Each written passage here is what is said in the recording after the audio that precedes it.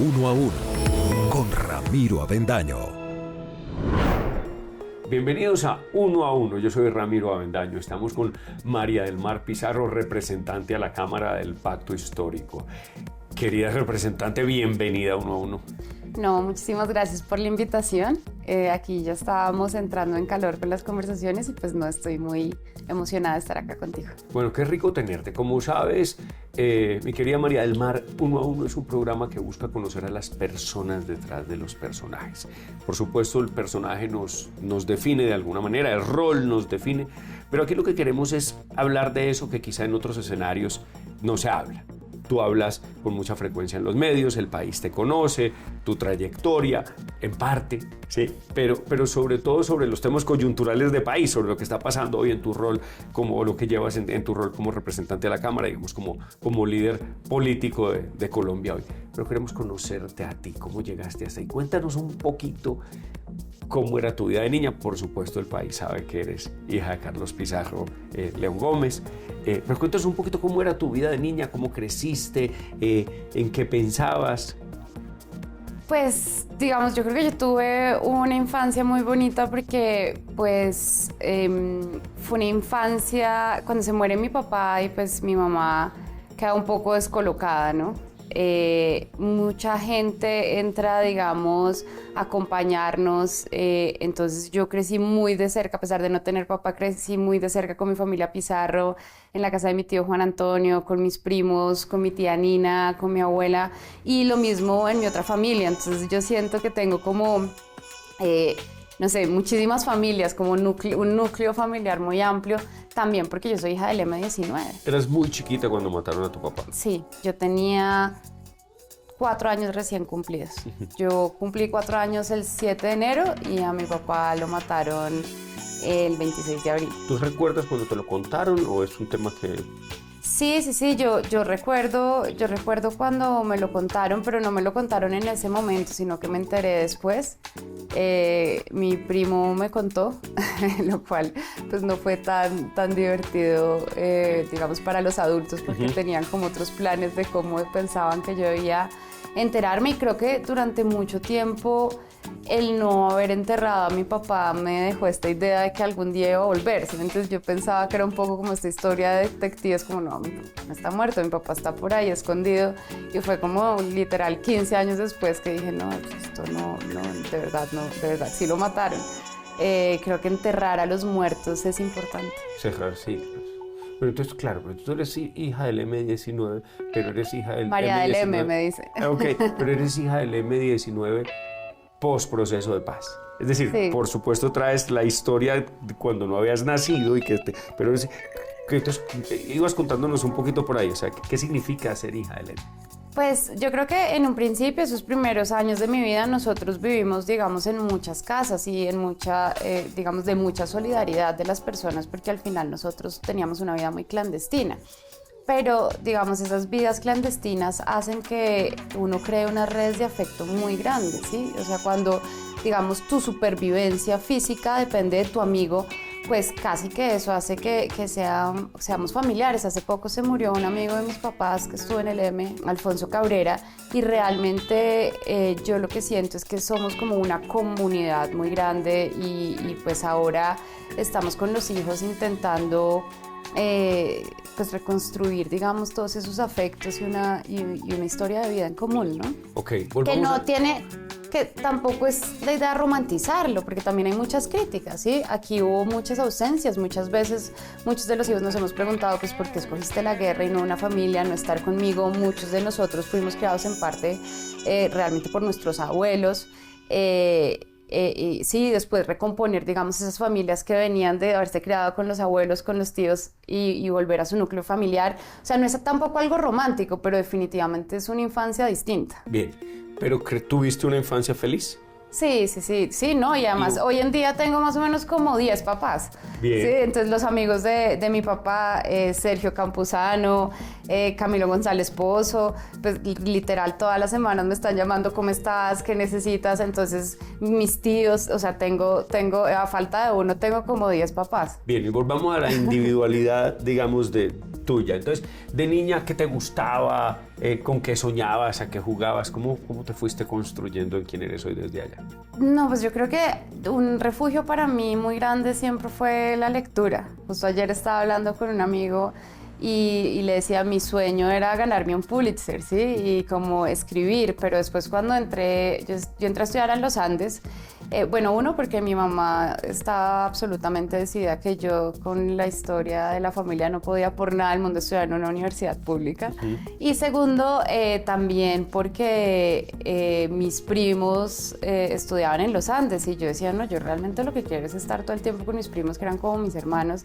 Entonces, a mí ese era mi muy profundo argumento para entrar a los Andes, y en los Andes no había sociología y yo estaba entre sociología y literatura y no sabía qué decidir, y lo que hice fue tirar una moneda. Pues tenía 17 años, creo que uno escoger su carrera a los 17 años es complicado, y salió ciencia política y no me arrepiento en absoluto, porque yo sí creo que yo también pues necesitaba entender mi historia desde otro lado. A mí me dicen, ¿ustedes de cuándo están en la política? Yo dije, no, pues mis papás se conocieron porque realmente hace mucho. Entonces ahí decidí, pero en mi infancia realmente a mí me encantaba leer todo el tiempo, ha sido como una pasión. Y estudiaste ciencia política en los Andes y una vez terminas, y desde ahí empezaste a tener algún rol, digamos, en el activismo político, o estabas dedicada a la academia.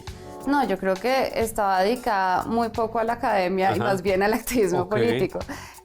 A mí en ciencia política creo que mi promedio fue como 3.9, no me fue tan bien, porque es que yo era la presidenta del club de debate con Alice Bergrum, la editora del periódico, representante estudiantil. En todas las actividades extracurriculares que había yo estaba metida, ¿sí? O sea, tenía un montón de grupos en los que participaba, pero bueno. Y un día empecé, en los Andes tú tienes que hacer una cosa que se llama CBU, no me acuerdo cómo se llama, pero es ver materias de otras carreras, pues, para tener un conocimiento más amplio.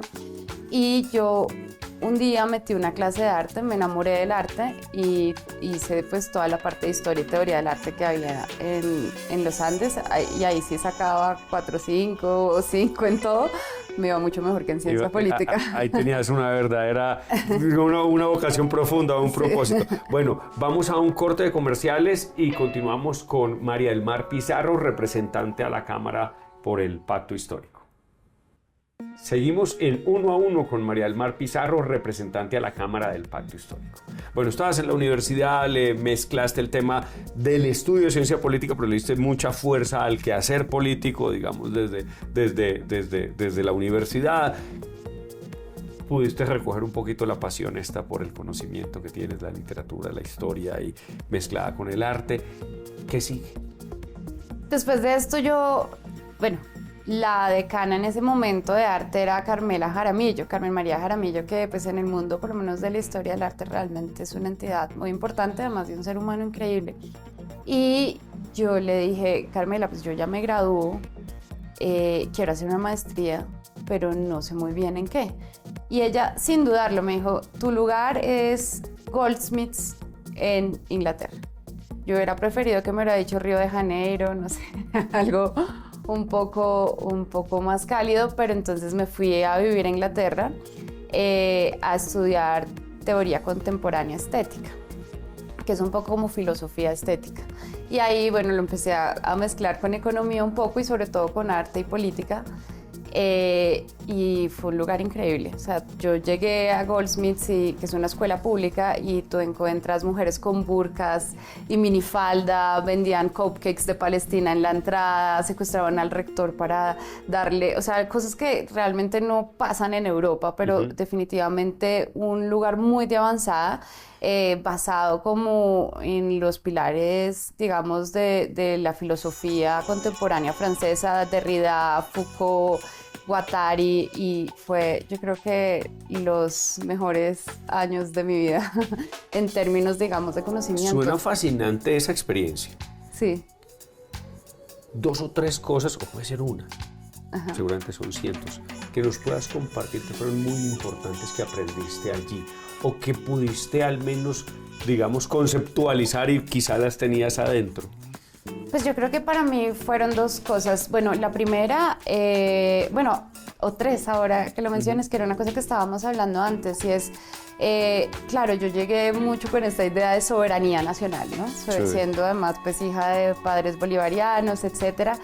Sabes, Colombia, la idea de nación, y eso fue lo primero que me deconstruyeron, ¿sí? Y es como, porque tienes una idea que viene realmente del Tratado de Westfalia, unos dogmatismos europeos. Fueron, digamos, los europeos los que se inventaron esta idea de nación para que además nosotros no crucemos fronteras.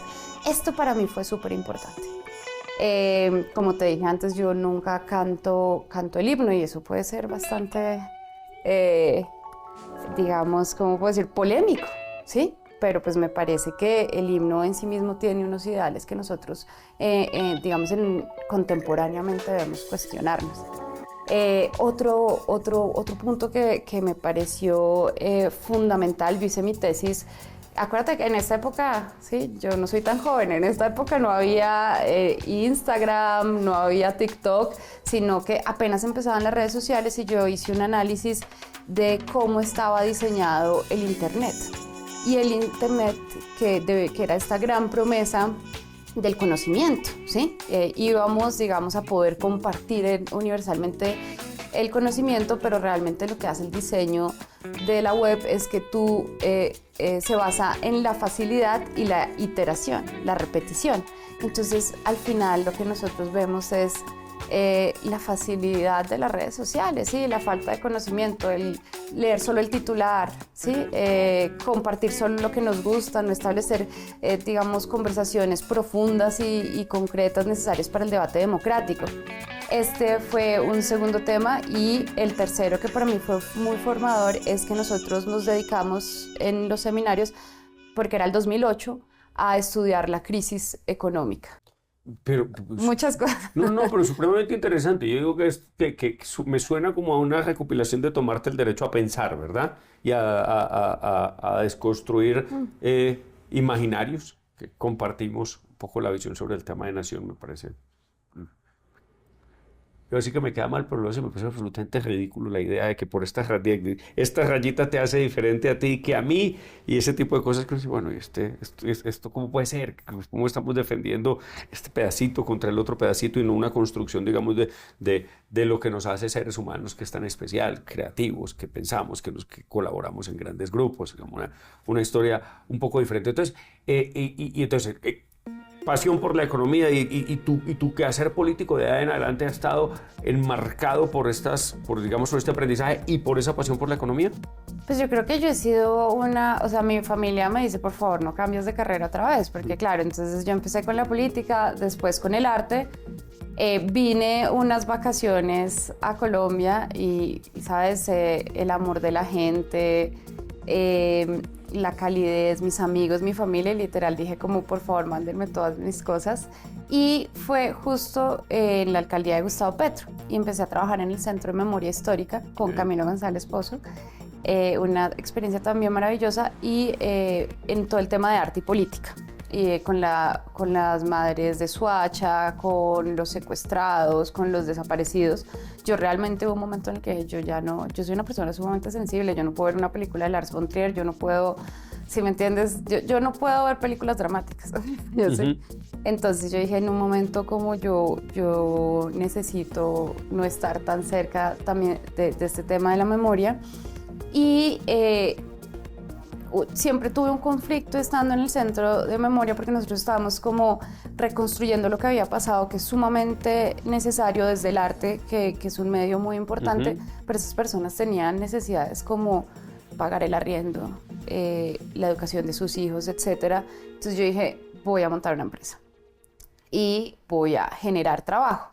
Y un poco remontándome también a esta propuesta política de mi papá de país de propietarios, ¿sí? Cómo movemos económicamente y cómo solucionamos las necesidades básicas de los colombianos. Había olvidado eso.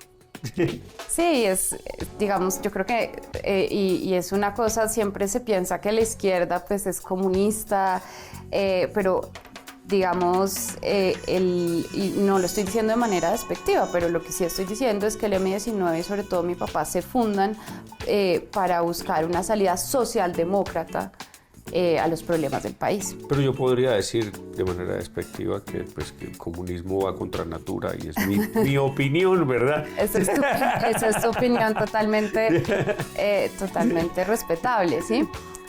Pero pues digamos, yo lo que estoy diciendo sin un juicio de valor, si sea bueno o malo, es que mi posición es más socialista y que la de mi papá sobre todo era pensar en un país de propietarios, ¿sí? Cómo empoderamos, digamos, a que las clases tengan un taxi para que trabajar, si me entiendes, una opción en la economía popular, cómo hacemos que la clase media pueda realmente acceder a créditos con tasas de intereses más económicas y pueda surgir y salir adelante, porque nosotros somos un pueblo echado para adelante, trabajador. Me encanta el tema. Vamos a un corte de comerciales y vamos a profundizar en eso, en Colombia, país de propietarios. Vamos a un corte de comerciales, continuamos en Uno a Uno con María del Mar Pizarro, representante a la Cámara por el Pacto Histórico. Continuamos en Uno a Uno con María del Mar Pizarro, representante a la Cámara por el Pacto Histórico. Bueno, país de propietarios, un tema sobre el que tu papá le dio la vuelta al país, insistió, nos estabas contando ahora de la importancia de que la gente tenga sus cosas y de cierta manera, hasta donde la complejidad de nuestra existencia lo permite, sea el conductor de su vida, ¿verdad? Y tenga la libertad que produce tener plata, la libertad que produce decidir qué haces y qué no haces. Y una de las cosas que a mí más me gusta del concepto de libertad, que digo que es verdaderamente libre, ser verdaderamente libre no es hacer lo que quieras, es no hacer lo que no quieras hacer. Pero cuéntame el concepto de país de propietarios y cómo lo ves tú, y te voy a soltar todo en una sola pregunta. Y eso desde tu rol de representante a la Cámara, ¿cómo estás trabajando en hacerlo realidad?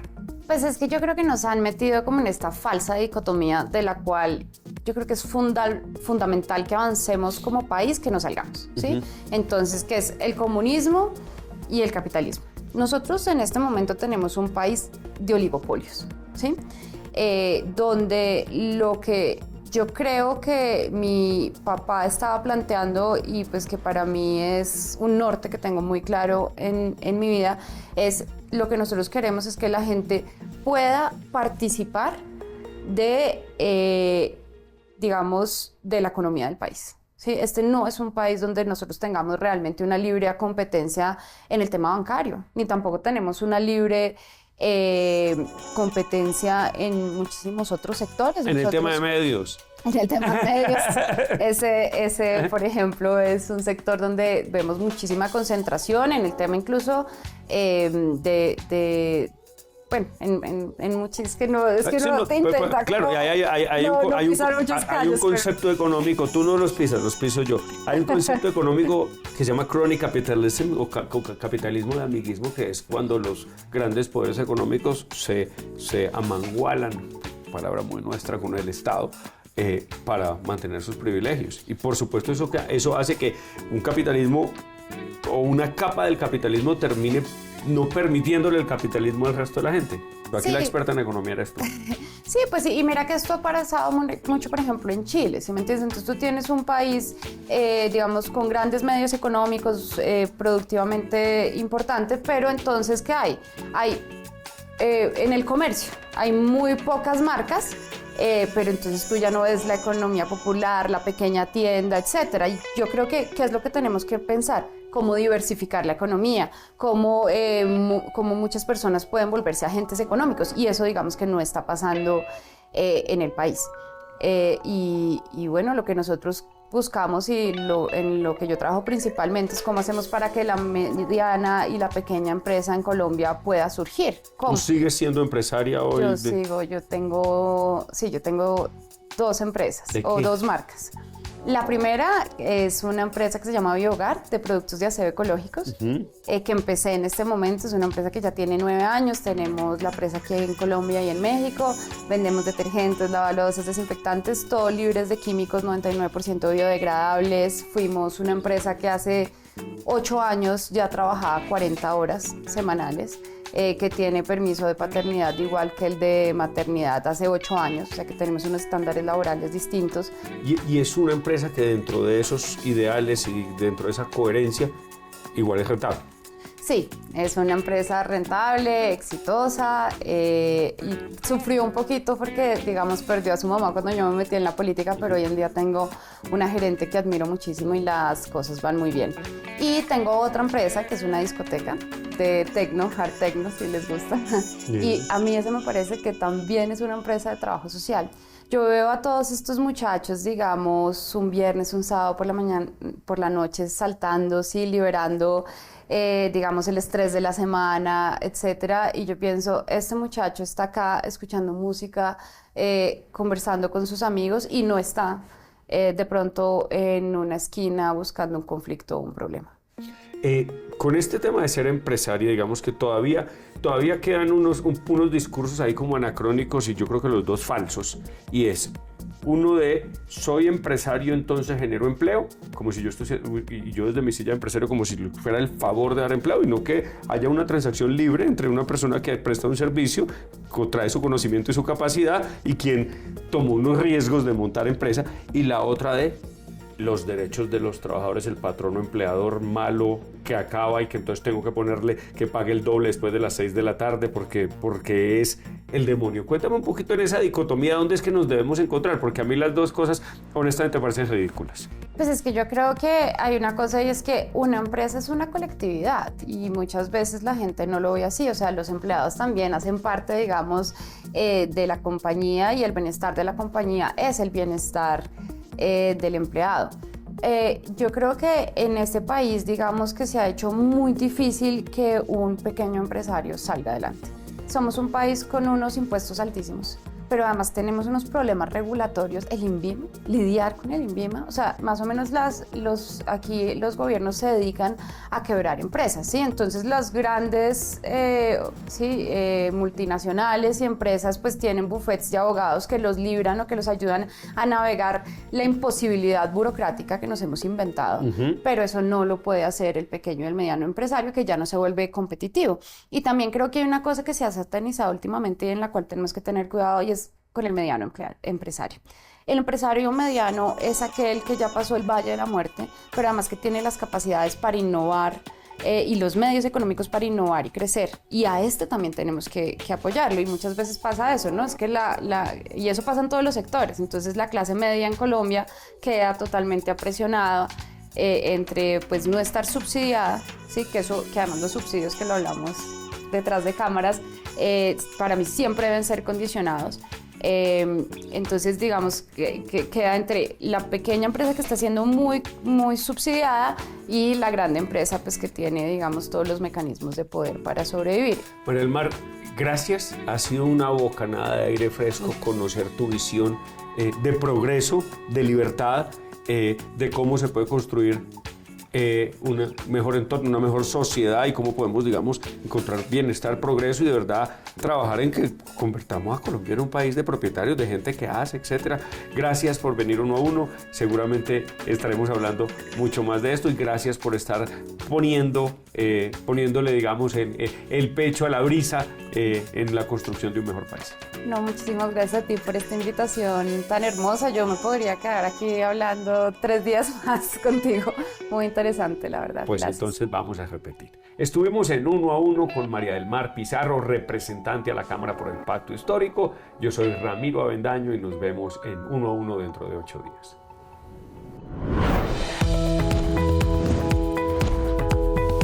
Uno a Uno con Ramiro Avendaño.